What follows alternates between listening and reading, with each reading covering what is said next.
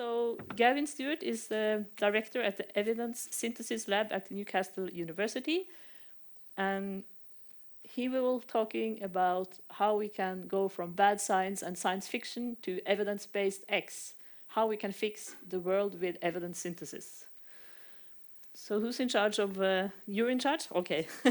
So please go ahead, Gavin. Okay, Doug, thanks very much for inviting me to talk to you.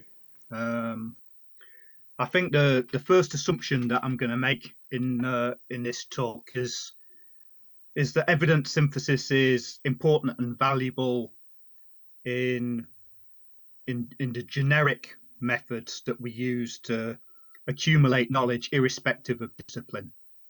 And this isn't an issue about replication per se. We're not talking here about is a study reliable. We'll come to that later. And that this method of knowledge acquisition is really important in disciplines like ecology, where there's an awful lot of heterogeneity. If we're ever going to understand that, you need to look at more than one study. So I'm kind of assuming before I start that looking at more than one study is what you want to do if you want to reliably inform policy. Matt, next slide, bud.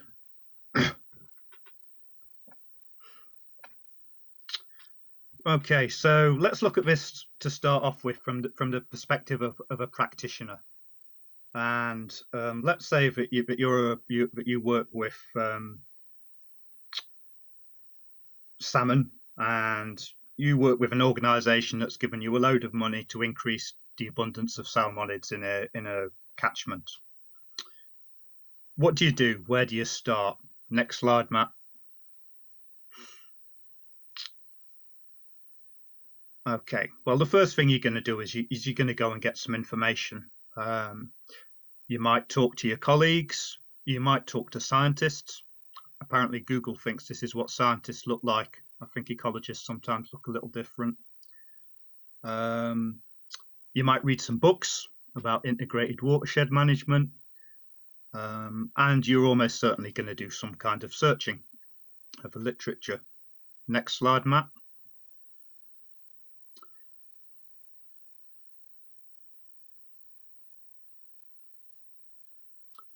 If you go off and you do that whole systematic review thing and spend, a year of your life searching through the literature exhaustively, you'll end up with a list of studies like this. And they've looked at lots of different interventions, and there's lots of literature on those interventions, and they measure lots of different outcomes. But it's all basically trying to get at the question of how do I get more salmon in my river or trout? Yeah, salmonids. Next slide, Matt.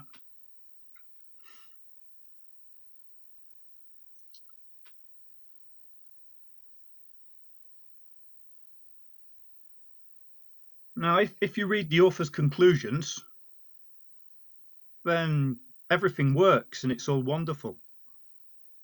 If you read the abstracts, everything works and it's all wonderful. If you get a machine to machine learn or to do sentiment analysis or topic modeling, everything's wonderful. But if you use those papers as a source of evidence and you actually try and look at them deriving effect estimates, so you're literally just using them to recreate the data that's contained within them, then you end up with a very different picture. Next slide, Matt.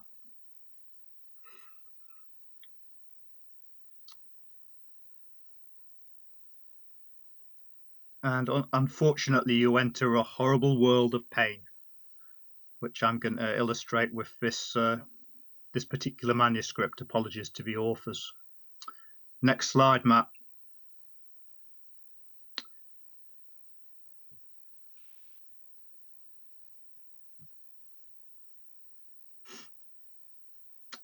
Okay, so effectively with this paper, the researcher degrees of freedom are almost infinite. Okay, they measure two different outcomes and they measure them in different ways. They're looking at multiple interventions, so multiple ways of trying to get more fish in the river, 7 or 8 different ways of doing that. they're looking at those 7 or 8 different things in multiple different contexts, so different river flows and all the rest of it. And they're looking them at multiple time points. And on top of all of that, they're using 2 sampling methods.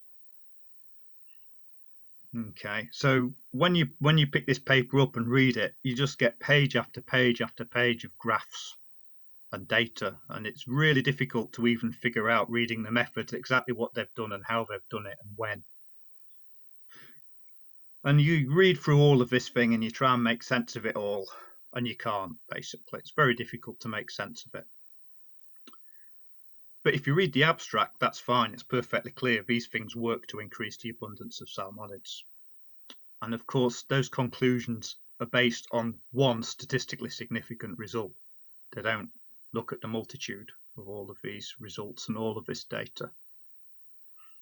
Okay, next slide, Matt.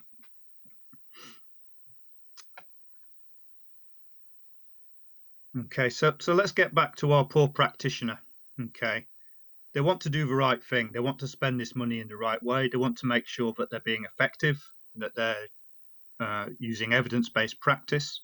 They've consulted their colleagues and books. They visited an information specialist to make sure that they've got all of the literature, not a biased subsect of it. They've waited a month for the results. They've employed research assistants and a statistician and waited another month for them to get back to them. Maybe they've employed a meta-analyst who's looked at all of these studies and combined them in some way. What can we tell them at the end of all of that? We can tell them very little most of the time. Okay, the evidence base is depauperate, the evidence base is incoherent and inconsistent. And then you think, how much research effort have we wasted? All of those studies, and we can't really say what's going on. Okay, and we can't say what's going on because our data isn't fair. And that's the main problem. So at this point, our practitioner is crying, I'm crying, and the funders are crying. Next slide, Matt. And of course, this applies at a much broader scale. Now, if we come away from salmonid management and specific interventions, this applies to whip bears or to thinking about climate change, life below water, life on land, these big societal issues, global food security, all the rest of it. Next slide, Matt.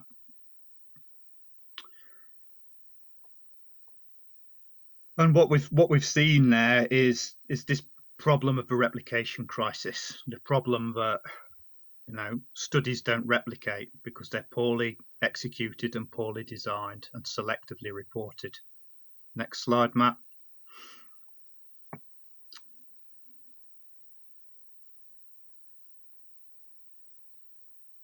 Okay. We exacerbate all of those problems with our use of p-values. We all listen to Fisher and we should have listened to Gossett. So we conflate strength of evidence and statistical significance all the time. Huge problem. We're continuing to train people wrong in this, and we're reporting all the wrong things about our statistics as well. Huge problems with our use of p-values and how we analyze evidence.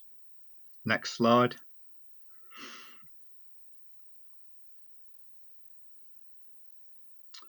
And we have these problems of publication bias. Could you just click on this, Matt, because I think there's a bit of text to come.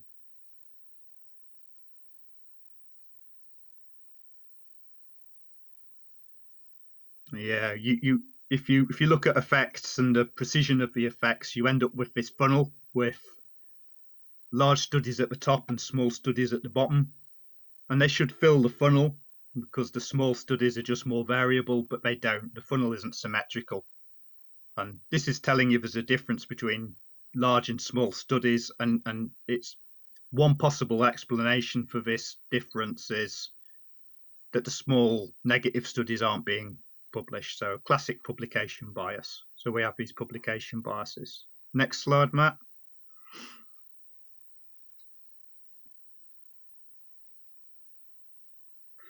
And, ultimately, a large part of this problem comes from the fact that our primary dissemination mechanism for information is the scientific paper. And it's worth remembering that the scientific paper was invented as a dissemination mechanism gentleman's club, which is what the Royal Society was when it started out. Now, that was fine back then when you wanted to sit with your smoking jacket, but I'm concerned with trying to inform the biodiversity crisis with scientific data. I shouldn't be hampered in that effort by the fact that my dissemination mechanism is this totally outdated, ridiculous thing. Next slide.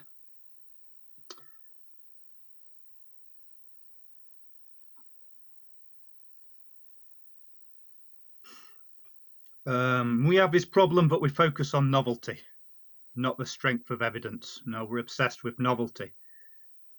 So we don't think about what's the risk of bias of these studies that we've got that we're combining. How good is the experimental study design? Is there any confounding? We can't assess the precision because all these different studies have measured the same construct on different scales that have got different statistical properties, so we can't combine them. We can't assess inconsistency properly, genuine heterogeneity between studies for the same reason. They've all measured the same construct in different ways. We've probably got publication bias, but we probably don't even have enough studies that have been measured in a similar enough way to be able to assess that. And then we're probably looking at outcomes that are surrogate outcomes that we're not really interested in as well. But the real problem is that because we don't adopt our fair data policies, you can't even tell what the strength of evidence is. Next slide, please, Matt.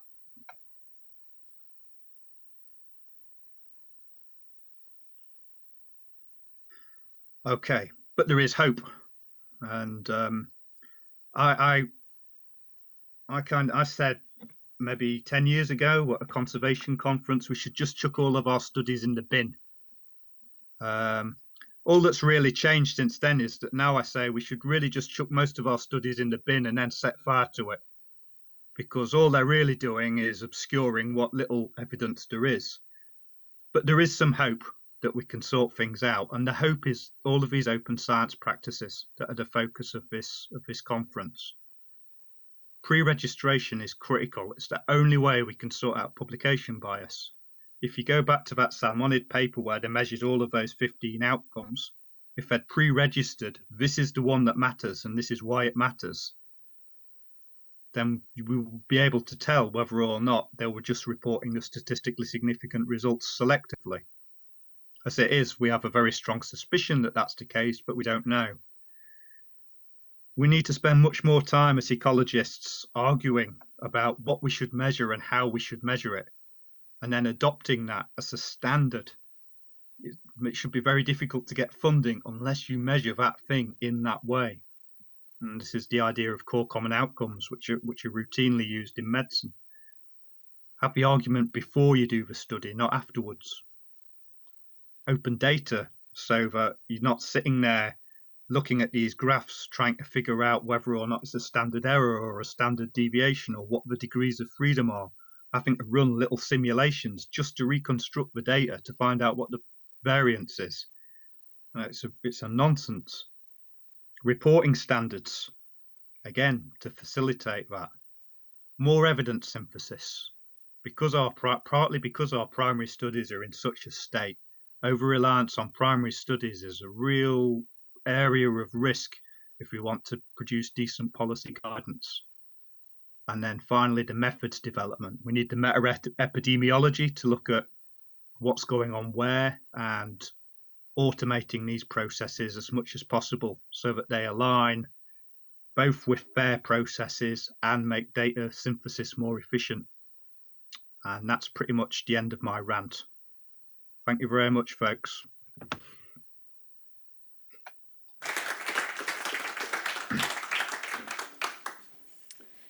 Thank you.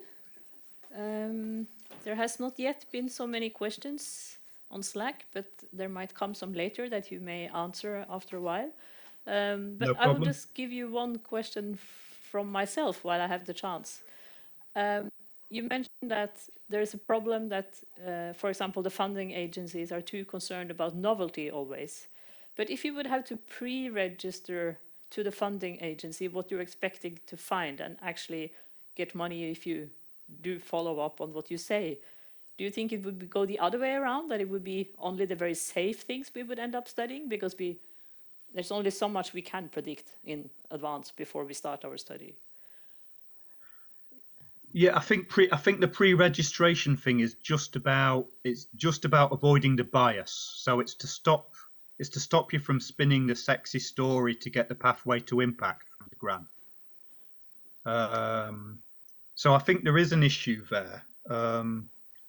And there are also issues of incoherence between what the objectives of the grant round actually are, or the call are, and how you shape your research.